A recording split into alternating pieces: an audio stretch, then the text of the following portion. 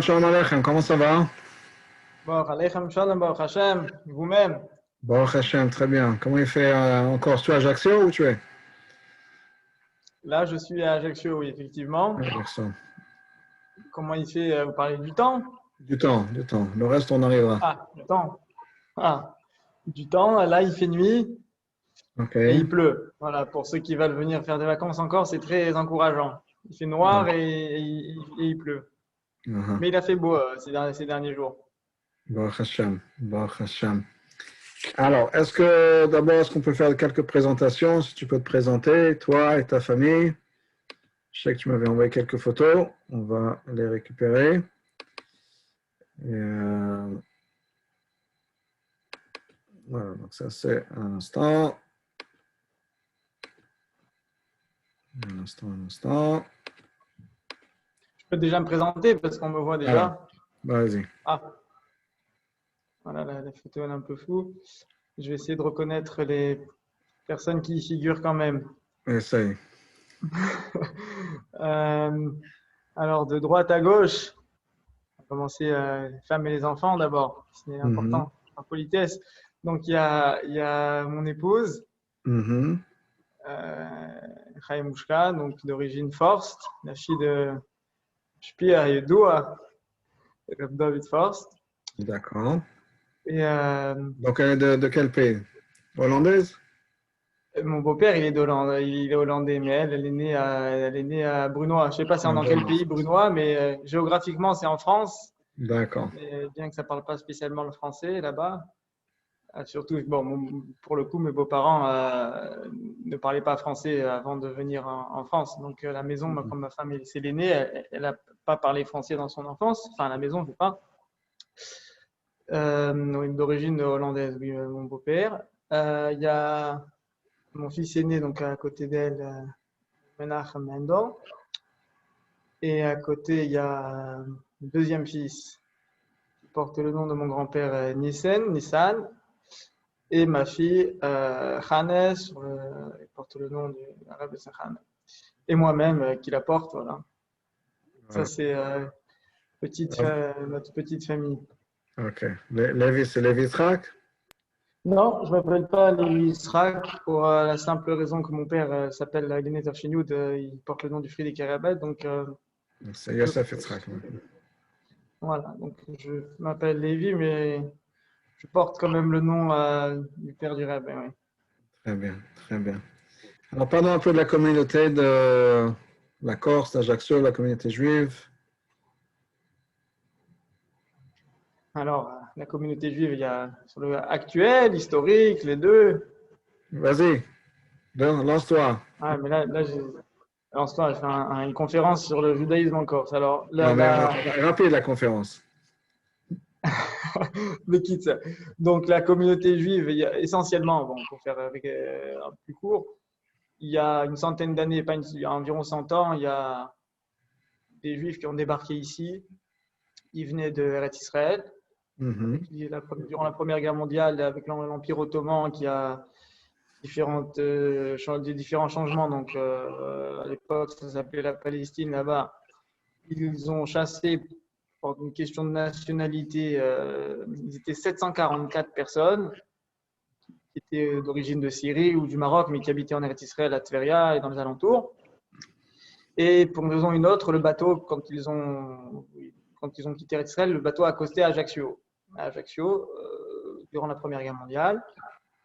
Et donc là, au début, ils se sont installés là plus ou moins, et par la suite, essentiellement, ils sont tous montés, enfin pas une grande partie en tout cas, est montée sur Bastia. C'est une ville dans le nord de la Corse, où d'ailleurs à cette époque-là, peut-être pas à cette époque-là, mais pas longtemps après, s'est installé là-bas le frère du Rebbe Rachab, Menachem Mendel Schneerson, donc, et ils ont construit une synagogue là-bas.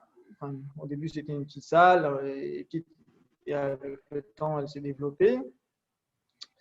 Quand il y a eu en 48 l'État d'Israël qui s'est créé, la plupart sont repartis en Israël. Il y a quand même pas mal de monde qui sont restés, qui avaient déjà des affaires, qui avaient été déjà intégrés. Et donc, il y avait une communauté très vivante, on va dire, à Bastia pendant de longues années. pas très religieuse, mais ils avaient des rabbins. Ils se réunissaient pour les fêtes. Et bon, petit à petit, les anciens ont vieilli, les jeunes sont partis où ils se sont assimilés. Et déjà dans les années 90, déjà, il n'y avait plus de rabbins. Je ne sais pas exactement quelle année. Mais il y avait quand même un noyau qui gardait la synagogue ouverte, sans vraiment d'officiant, sans vraiment. Il faisait venir quelqu'un pour, euh, pour comment ça s'appelle, pour les fêtes, mais pas plus que ça. Après, je ne sais pas si par la suite, il y a d'autres questions qui vont toucher ce sujet, mais par la force des choses, moi je suis né à Nice, j'ai grandi à Nice, mon père est shliach là-bas depuis 45 ans. Et donc, dans les débuts des années 2000, déjà même avant, mon père il est venu ici dans les années 80, il a après mis ici le Tania, sur Ajaccio, sur Bastia. Je pense qu'il est venu quelques fois aussi à Bastia pour différentes choses, mais dans les années 2000, il a commencé le Merkaz Shlichut ici en Corse, où des Bachurim ont commencé à venir donc rendre visite à ces juifs un peu éparpillés sur l'île. Et par la suite, j'y suis venu aussi. Et on a découvert aussi des juifs à Ajaccio, c'est-à-dire des juifs non pas juste qui étaient là, des anciens d'il y a 100 ans, mais pour des raisons professionnelles, pour de différentes autres raisons, ils se sont installés ici, à Ajaccio, et notamment des familles moins jeunes, et relativement jeunes. Et donc, on s'est lancé, bon, après, peut-être on en discutera, mais donc on a lancé un betravad ici, à Ajaccio, qui est la plus grande ville sur l'île. Et donc aujourd'hui, il y a à Ajaccio, nous, on connaît une centaine, à peu près, un peu plus, 150 juifs. Malheureusement, on ne peut pas parler de famille ici, parce que c'est des mariages mixtes pour la plupart. 90%, même plus, c'est que des mariages mixtes. Donc, 150, il y a certains où toute la famille est juive par la mère, mais c'est pas des vrais. Enfin, quand je dis vrai, c'est-à-dire c'est pas une famille juive dans le sens où tous les membres de la famille sont juifs. Sur toute l'île en Corse qui habite ici à l'année, il y a peut-être 300-400 juifs sur toute l'île, essentiellement entre Ajaccio et Bastia. Et après, il y a bien sûr plein de villages, et de petites villes, de petites villes où il y a un peu plus. Après, bien sûr, ça c'est à l'année. Après, il y a la saison où c'est très fréquenté la Corse. Soit par les résidents secondaires, soit par les touristes. D'accord. Donc, maintenant, les deux communautés, Bastia et Ajaccio, si j'ai bien compris? Alors, nous, quand on est venu, on s'installe à Ajaccio parce que la pratique déjà nous a amenés ici. Et parce que, comme je l'ai dit, on avait rencontré un petit noyau de familles relativement jeunes qui étaient intéressés à ce qu'il y ait une activité qui se crée ici. Bastia, donc il y a la communauté historique qui est là-bas, qui est une synagogue, mais qui n'avait pas de rabbins, qui n'ont pas d'officiants depuis déjà un moment. Donc récemment, au Hachem, il y a 6 mois, là, juste en été dernier, on a eu le mérite de faire venir des shluchim là-bas. Donc maintenant, on a une autre famille de shluchim qui se sont installés à Bastia, qui reprennent le flambeau. Et jusqu'à présent, on envoyait des Bachurim chaque été, pas juste chaque été, chaque fête, des Bachurim qui allaient là-bas pour ouvrir la synagogue, pour faire un Purim, un Hanouka, un Pessah, etc. D'accord. D'accord. Alors, et au niveau infrastructure maintenant, qu'est-ce qu'on a? Donc, il y a une synagogue ou un Bet Chabad, un Bastia et un Ajaccio. Épicerie. Là, on a aussi Porto Vecchio. Il y a une troisième ville dans le sud il y a beaucoup de villes en Corse, mais il y a une ville très connue qui s'appelle Porto Vecchio, qui est dans le côté extrême sud de la Corse, pas loin de Bonifacio, et qui est très très très fréquentée par la communauté juive en été. On a un betravad là-bas, qu'on a ouvert parallèlement quand on est venu, avec l'aide de beaucoup de personnes, enfin de Bachurim, moi je dis de l'aide de Bachurim ou de Hanash qui se sont beaucoup investis ici pour nous aider.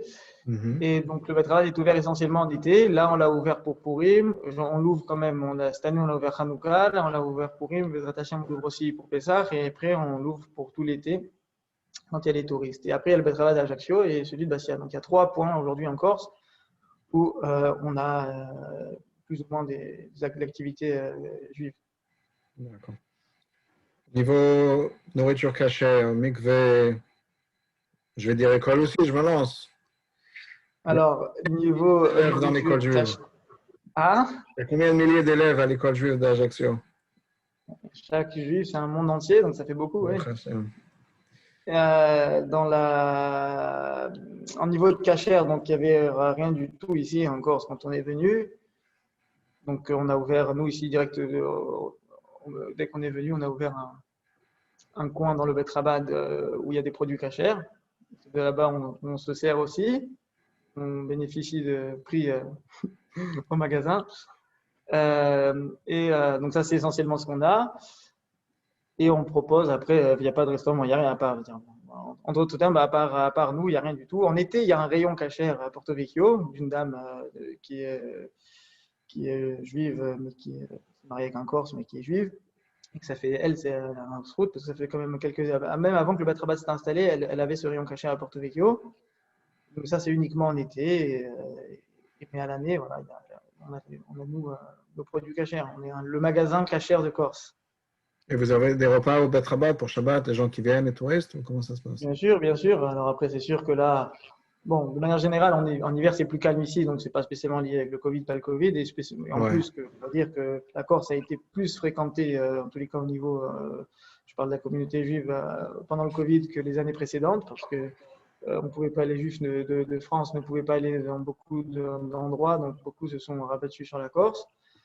Donc on propose généralement, oui, on propose des repas de Shabbat à emporter, ou ceux qui veulent venir faire le Shabbat avec nous, bien sûr, on le fait mhm, euh, tout le temps, même en hiver. super. Tu m'avais envoyé quelques photos de Péola, si on va les Ouais. montrer. Alors, juste pour terminer, parce que je me demandais aussi par Ouais, rapport au mikvé. pardon. Ouais, ouais, Alors, il n'y ouais. a pas, il y a pas, il y a pas, il y a pas de mikvé, dans le D'accord. sens où on bénéficie du plus grand mikvé géographique, parce on est entouré, on est sur une île, donc on a la mer. Ça, c'est un Mhm. mikvé qu'en été, effectivement, il y a des dames qui l'utilisent. On les accompagne, pas moi personnellement, mon épouse l'accompagne quand il y a mais c'est uniquement en été, et bien sûr que le projet est d'en construire un, Bezrat Hashem, très bientôt. Bezrat Hashem.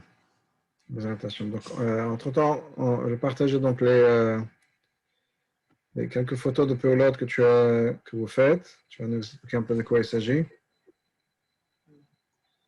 Alors, Alors, oui. un peu ce Alors que pour c'était? préciser, oui, alors pour préciser, donc ça c'est des photos on m'a demandé des photos, j'ai envoyé les dernières photos que j'avais sur mon portable. Il faut dire que notre Mhm. point fort n'est pas le PR, comme on dit en anglais, n'est OK. pas donc tout ce qui est photo, etc.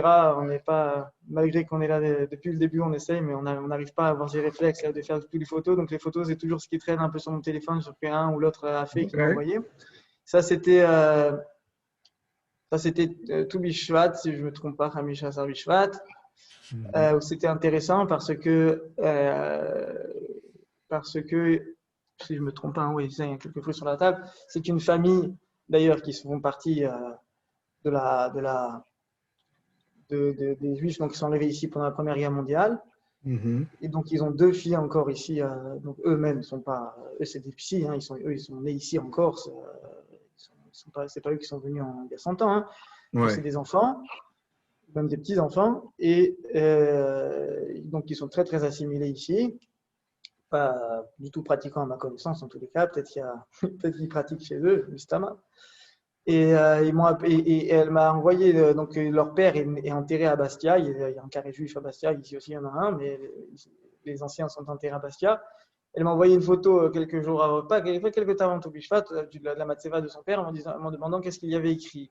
Et j'ai vu qu'il y a écrit que Niftar be Tedvav Bishvat. Donc je lui ai dit, Mhm. écoutez, il est décédé Toubishvat, il faudrait faire quelque chose. Donc elle m'a dit, très bien, on va faire quelque chose, elle voulait absolument faire Kaddish, etc. pour son père, enfin Kaddish soit récité pour son père. Et Mhm. donc, ça a été intéressant parce que du coup, elle a amené des juifs ça a fait amener des juifs qui fréquentent pas spécialement. Ça, c'était surtout les anciens et ceux qui viennent très rarement. Et surtout elle, sa famille, même certains membres de la famille que je connaissais même pas, qui sont là, qui sont juifs, Ouais. même de père et de mère.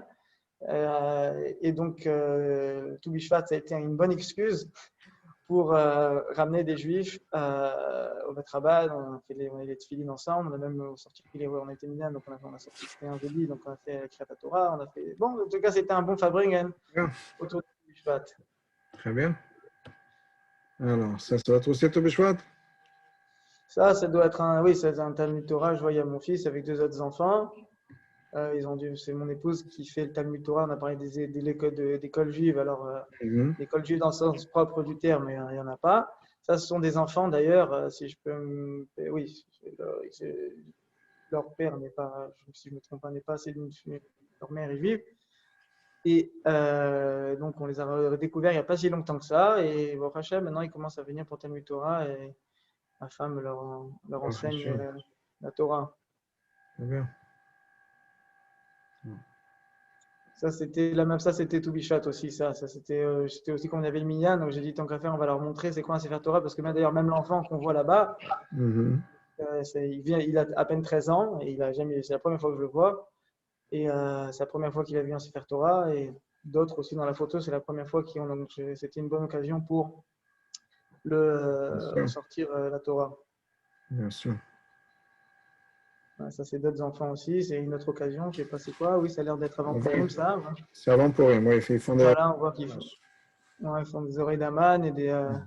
Donc, ça, c'est une famille qui s'installe ici maintenant. Il y a des installations aussi de familles qui s'installent ici. Ça, c'est une famille aussi qui s'installe. Ça, c'est les préparatifs de Purim. Le Purim, ça, c'est tout fait maison. Tout fait maison, il n'y a pas, à part la boîte, tout le reste est fait maison par la grande pâtissière cachère. Donc voilà. Ça, c'est une photo de Porto Vecchio Purim cette année. Si je ne me trompe pas, oui, on a ouvert pour Purim, le patriarcat de Porto Vecchio. Vraiment, on va dire en dernière minute, une grande Ashgacha pratique, ça a pu se faire. Et il y a eu du monde même. Et pour Purim, en fin février à Porto Vecchio, ça a été vraiment magique. La veille encore, je pensais que ça allait pas se faire parce que j'avais pas trouvé quelqu'un. De faire venir quelqu'un de Paris, c'est très compliqué, surtout que pour venir encore, il faut un test PCR et des histoires. Et vraiment en espace, il y a eu un Venaforou en espace de 24 heures et ça a été fait. Ça, c'est le mur du Betrad de Porto Vecchio où tous les passants. Ça, c'est le Betrad de Porto Vecchio le jour de Purim. Très bon. Voilà. C'est ce qu'on a. C'est ce qu'on a. Super. Et les dernières péoulottes où il y a des photos. Baruch Hashem. Alors, pourquoi partir en Shlichut? Bonne question. Pourquoi partir en Shlichut? Mon père, il disait toujours une expression en yiddish qui disait que, je ne sais pas si je la dirais bien, mais c'est-à-dire que si le père, ça c'est la raison un peu technique. Pourquoi partir en Shlichut? Mais la vérité, ça c'est le père, la traduction, c'est que le père c'est un épicier, alors le fils aussi il est épicier. Regardez, vous avez l'interview ici avec mon cousin qui porte le même nom aussi, je pense c'est une partie de la vidéo que j'ai vue où il explique aussi que sa famille, quelques générations sont en Shlichut. Bon, ça, le yichus, c'est pas nécessaire d'en parler, mais la vraie raison, pas juste parce que le père ou le grand-père ou la grand-père est en Shlichut, c'est parce que quand on grandit avec cette éducation de se donner complètement au rabbi, dans le sens où on décide de dédier notre vie au rabbi, après, c'est quand on se marie, on se dit où on est utile. Si l'endroit où on est nécessaire, c'est en Shlichut, alors on y va. Si le rabbi, après, il faut savoir qu'est-ce que le rabbi veut, mais si on a cette certitude que le rabbi veut de nous d'être quelque chose d'autre, alors c'est tout. Finalement, le but, c'est pas Shlichut ou pas Shlichut. Après, aujourd'hui, parce que je dis ça parce qu'aujourd'hui, je ne suis pas si vieux que ça, mais on a l'impression des fois, Shlichut, c'est devenu une habitude ou, je veux dire, un métier. Mais personnellement, c'est ce que j'essaie de me rappeler, et en tant que Bachour, c'est ce qu'on se disait, que nous, on veut faire où le rabbi veut, qu'est-ce que le rabbi veut de nous. Et donc, personnellement, après le mariage, on s'en a beaucoup débattu, qu'est-ce que le rabbi veut de nous. Et là, je ne pas tout à fait qu'a priori, c'est là où on était nécessaire d'aller encore, c'est d'aller créer quelque chose ici. C'est pour ça, c'est pas autre chose. Bien sûr, ok. Razak. Ta femme est aussi impliquée dans la shlichut ou elle est plutôt avec les enfants? Comment ça se passe? Alors déjà, bien sûr, quand on mange shlichut, c'est pas moi je mange shlichut et ma femme non, bien sûr. elle m'assiste. Non, c'est la partie en shlichut, elle est aussi impliquée. Et deuxièmement, bien sûr que Noshim B'Maïzachian, comme écrit dans la Gemara, c'est sûr que c'est pas juste qu'elle. Déjà garder les enfants, c'est bien sûr fait partie de la route, mais à part ça, avec tout le reste, même au-delà de la garde des enfants, c'est le moteur derrière beaucoup de choses ici qui se passent, et surtout elle-même, elle fait beaucoup de cours et pour les femmes, encore pas plus tard qu'hier, on a fait un cours pour les dames pour Rafé Hadar autour de l'anniversaire juif. Mhm. Et donc, plus qu'impliqué. C'est la question, c'est est-ce que moi je suis autant impliqué qu'elle? Ok. Je dis ça parce qu'elle Bonne elle question. regarde le Zoom, j'ai très peur de ce qu'elle Ah, va dire aussi. ok. Bon, j'espère que tout va bien se passer, Madame Pinson. Non, mais je dis ça aussi honnêtement, hein, c'est pas juste pour Non, ça. non, je sais bien. Je sais bien que c'est sûr que c'est comme ça. Mais bon, après, chacun l'a dit, il y a les dynamiques dans les endroits qui sont différents, dans les familles qui sont différentes. Mais pour vous aussi, c'est l'école aussi. Les professeurs à l'école, les directrices d'école, pour s'occuper des enfants, Baruch Hashem. Alors aussi, on essaie de faire venir un maximum quand on peut faire venir des jeunes filles qui s'occupent, qui font un peu l'école aux enfants. Oui, Pas parce que c'est important pour différentes raisons, hein, c'est soit pour nous pour qu'on puisse faire quelque chose aussi des fois, et soit pour les enfants c'est important aussi qu'il n'y ait pas juste que les parents, bien sûr, pour un peu autre chose. bien sûr. Quels sont les accomplissements particuliers dont tu es fier, de Chabad ou Bate Chabad en Corse? Ah, accomplissement particulier, c'est une question qui, je sais pas si je serais pointé sur quelque chose de particulier. Je savais que le fait même, accomplissement particulier, comme je disais tout à l'heure, on n'est pas, on est là, on essaie de faire la volonté du Rabbi au quotidien. Donc, il n'y a pas, je sais pas si, je veux pas me faire passer pour le grand chassid qui n'a pas de métier, qui n'a pas de satisfaction de certaines choses. J'imagine qu'il y a beaucoup de choses au cours des différentes choses où on a des accomplissements qu'on a eu ici, qu'on a été satisfait. Là, comme ça, de tête, je ne serais pas pointé quelque chose de particulier. Il y a là, quand je pense, il y a certaines choses, il y a différents événements qui ont marqué un tournant dans la Shlichut. Une des choses en parlant qui me monte à l'esprit, c'est le premier Hanouka en public qu'on a fait. Mhm. Ça a été un grand tournant ici dans la Shlichut et ça, c'est quelque chose où satisfait, je ne veux pas satisfait parce que je vais pas raconter maintenant, ça va prendre longtemps, mais parce que c'était vraiment, on a vu clairement que c'était, comme souvent chez les routes, hein, on voit que c'est le rabbi qui est poël à travers nous, euh, mais ça a marqué, c'était un grand succès pour l'avancement de la Shlichut, le premier allumage public en Corse qui s'est fait à Ajaccio, et après, deux ans après, on l'a fait aussi à Porto Vecchio. Et ça a marqué un grand tournant chez nous. Ça a été un grand accomplissement pour Chabad. Pas pour moi personnellement. Hein, mais Oui, bien sûr, bien sûr. Et de l'autre côté, des difficultés particulières qu'il y a? la difficulté, on va dire ça, la difficulté, tous les shluchim, j'imagine qu'ils ont des nisyonotes à surmonter. Ça, c'est toujours sur le côté financier, ou le côté dans les projets, quand on veut faire des grands projets, etc. Ça, c'est toujours. Bon, ça, c'est chez tout le monde la même chose. Ici, particulier ici, c'est surtout ce qu'on a dit tout à l'heure, les enfants. Le manque d'école pour les enfants et même pour nous, le fait d'être un petit mois comme ça, d'être dans qui est là ou avec d'autres chassidim. Bien sûr qu'il y a beaucoup de chassidim ici, c'est chassidim Motaolam, chassidim Mamash, mais surtout les enfants, c'est le plus difficile, on va dire, c'est les enfants, le chinour des enfants. Pas qu'on est doeg sur leur chinour, que ça, on n'est pas doeg sur ça, mais la difficulté technique de devoir gérer les enfants toute la journée. Est-ce que ça arrive à un moment où tu dis, bon, qu'est-ce que je fais ici? Pourquoi est-ce que je suis là? Pourquoi pas rentrer vers la métropole? Ouais, il y a des moments, métropole, je sais pas si je vais rentrer là-bas, mais il y a des Okay, moments, well, 70. ouais, il y a des moments où on se pose des questions, ça c'est sûr, comme tout humain, où il a des doutes. C'est sûr qu'il y a des moments difficiles quand des fois pas tout va comme nous on a pensé. Des fois, hein, on est humain, on s'imagine des choses, et des fois ça passe pas exactement comme on a prévu, et des fois on trouve dans notre optique à nous qu'on réussit pas, qu'on fait rien et qu'on n'est pas constructif, et c'est sûr qu'on se remet en question, mais ça c'est ça taille de faire, et après ça passe. Alors, comment on fait comment tu fais? Quel est ton secret pour continuer? Parce que vous êtes toujours là. Donc, on se Rabbi, voit c'est le toujours là. branchen. un petit lechaim et ça passe. Non, non, mais comment on fait? Il n'y a pas de remède secret à ces choses-là, la vérité. Je pense que c'est valable pour tout le monde dans la vie. Et quand on est toujours, il y a des difficultés. C'est sûr que le meilleur remède, c'est de se renforcer, prendre un mamar chassidut, d'étudier un peu, d'essayer de s'attacher au rabbi, se rattacher à la source, se réalimenter de chayut. Et ça, après, ça, Ok, super. Qu'est-ce que tu voudrais, dans ton expérience ou avec la Corse, les gens que tu connais, qu'est-ce que tu voudrais que les gens comprennent mieux sur Chabad? il y a beaucoup de choses.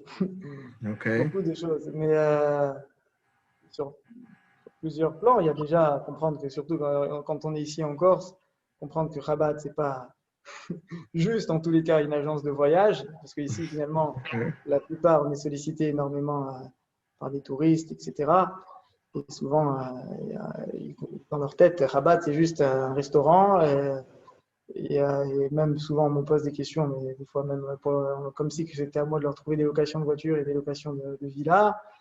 Et c'est-à-dire que des fois, il faut remettre le point sur les i en disant non, on est là pour faire un dérapé tartonim, pour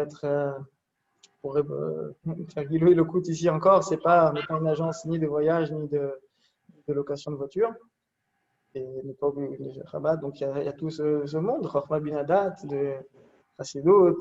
Je parle même pas qu'il y en a qui disent qu'on veut mieux comprendre que Rabat, c'est pas juste de mettre les tefilines. Ça, c'est pendant des endroits plus avancés. Mais ici encore, c'est Alvaï, pour que ça soit Rabat pour les gens, que ce soit que la partie, pas que, parce que le partie Gashmi, c'est aussi important. Après, bien sûr, je dis toujours, hein, ça doit être dans tous les travaux du monde, ça c'est un détail technique, parce que ici, quand il n'y a pas une grosse communauté locale, donc forcément, pour fonctionner financièrement, on dépend beaucoup des touristes et de ceux qui viennent, les visiteurs. Mhm. Souvent, les gens viennent nous disent à moi, nous, on donne déjà, on aide beaucoup Chabad, en pensant que s'ils font un don à part, ou bien s'ils s'engagent ici sur une promesse, après ils disent non, mais c'est bon, je vais donner, je vais régler à Chabad à Paris ou à je ne sais où ils vont, en pensant qu'on est tous, alors bien sûr, c'est des Menishpach, on est tous liés. Mais il y Ouais. a cette chose-là, mais je suis pas, je sais qu'il y a beaucoup de Chabad et Baté Chabad qui ont ce même détail, qui voudraient bien clarifier aux uns et aux autres que bon, c'est un détail technique, mais c'est quand même important de comprendre que chaque Rabbat Rabbad, il est, enfin, en tous les cas, je parle pour la plupart, après s'il y a des exceptions, je ne sais pas, mais il est indépendant Ouais. financièrement. Je sais qu'il y a certains Shabbat dans les destinations touristiques qui mettent ça sur leur site, là où il y a les réservations de Shabbat, un truc comme ça. Chaque Bet Rabbad est indépendant, etc. Oui, mais d'expérience, les gens, non seulement qu'ils lisent pas, même s'ils Oui, lisent, même ils comprennent pas, et même quand on leur dit une fois, c'est tellement dans leur tête, je ne sais pas si c'est possible de sortir ça de la tête de certaines ouais, personnes. ouais, ouais. Ok, bon, on fera passer le message. Bezrat Hashem. Très bien. Si tu avais une baguette magique, qu'est-ce que tu ferais avec? Oh. Chose. Qu'est-ce qu'on ferait avec une baguette magique? Alors, la vérité, c'est que c'est bien que dit Rabbi Tartonim, quand le Rabbi envoie un shliach, c'est pour pas faire de la magie et faire avec une baguette magique Exact. transformer l'endroit, il faut travailler. Et on aurait voulu des fois, avec une baguette magique, faire avancer les choses, surtout quand on n'en peut plus des fois. Mais finalement, c'est pas le but. Le but, il n'est pas de faire de la magie. Il est de Yagata Omatata Ta'amin, de faire un dira Betartonim dans le Vidra Tarton. Donc, ça, c'est pour la shlichut. Je ne sais pas si on a le droit d'utiliser une baguette magique. Mais pour après, des petits détails, on peut, des fois, si peut-être s'il manque ici quelque chose ou là, on aurait pu, avec une baguette magique, peut-être des petits détails. Tachmeshek Gdusha, peut-être, on a le droit de faire avec une baguette magique. Et D'accord. lui, Karaïnan, je ne sais pas si avec une baguette Alors, magique. rechangeons la question. Quel serait le grand projet, le rêve que tu aurais pour ta shlichut dans 5 ans, 10 ans? Ah, c'est un rêve qu'on essaie de réaliser. Déjà, le rêve essentiel, c'est Inuk et Cholmim, ça c'est la kavana de la shlichut, bien sûr, c'est que d'amener la Géoula. Donc, dans 5 ans, on espère bien que c'est qu'on sera déjà tous à Yerushalayim, ça c'est déjà une Amen. chose. Mais le Rabbi dit toujours que ce n'est pas une contradiction, qu'il faut quand même avoir des projets, il faut travailler sur les projets, au contraire, c'est ça qui va faire activer la Géoula. Mhm. Donc nous, Baruch Hashem, on est sur un projet là, sur un grand projet. Effectivement, s'il y avait une baguette magique qui pouvait nous le faire avancer, ça serait pas mal. Mais on essaie de réinstaller le Bet Rabat dans un endroit plus touristique. Aujourd'hui, le Bet Rabat, on est dans un local. Bon, ici, à Ajaccio, c'est pas très grand non plus, mais il n'est pas très bien situé, on va dire, stratégiquement pour Ouais. tout sur le côté touristique. Mhm. Et bien sûr qu'il n'est pas aménagé, on ne peut pas faire toutes les activités qu'on voudrait proposer. Donc là, on est sur un projet, de pouvoir réinstaller le Bet Rabat dans un endroit, dans un complexe, avec tout ce qui peut proposer. La restauration, un mikvé, une grande salle où on pourrait se réunir, une choule, etc., Mhm. etc. Donc ça c'est. Par contre, ça c'est pas. J'espère que c'est pas un rêve pendant 5 ans, parce que ça fait déjà 5 ans que j'ai ce rêve. Alors ça va. Ah, Non, ok. donc j'espère que là on est déjà en dernière phase. Mais s'il y a la baguette, bon pour ça je serais d'accord d'utiliser un peu la baguette magique Ok. pour faire les finitions, si on peut dire. Ok. Ok. Un petit message avant de finir? Partager avec notre audience. Ah, un petit message à finir, c'est chacun, bon, j'imagine que l'audience, je ne sais pas exactement chacun à son niveau, je ne sais pas, il y a des grands tzadikim, des shluchim, je ne sais pas, ceux qui ne sont pas encore shliach.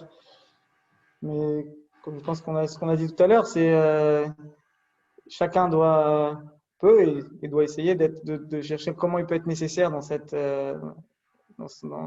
monde, comment il peut être constructif, qu'est-ce qu'il peut ajouter. Et bien sûr qu'il n'y a pas, je pense d'ailleurs, en m'entendant parler, je pense que mon cousin il a dit quelque chose de très similaire à ça, mais si c'est vrai, pourquoi pas le répéter? Il Bien n'y a pas sûr. besoin d'attendre d'être un shliach officiel avec un endroit officiel pour faire quelque chose. Chaque personne où il se trouve, on peut trouver quoi faire, être constructif, etc., etc. Zach. Bon, plein d'atslacha. Merci. Le projet se passe très rapidement avant la venue du Amen. Amen, amen. Merci dans 18 beaucoup. minutes. Hein? Cher pour arriver, l'Arbi dit que dans 18 minutes, en 18 Ah, minutes, donc dépêche-toi pour le projet. Et que, en tout cas, plein d'atslacha et amen. plein de bonnes choses pour la shlichut, machad de la famille et des enfants. Et Amen. choses. Amen. Une grande atzlacha à vous et Chazak Baruch pour votre projet de ces Amen. interviews. Amen. Kol tov, Atzlacha atzlacha. rabba. Kol tov.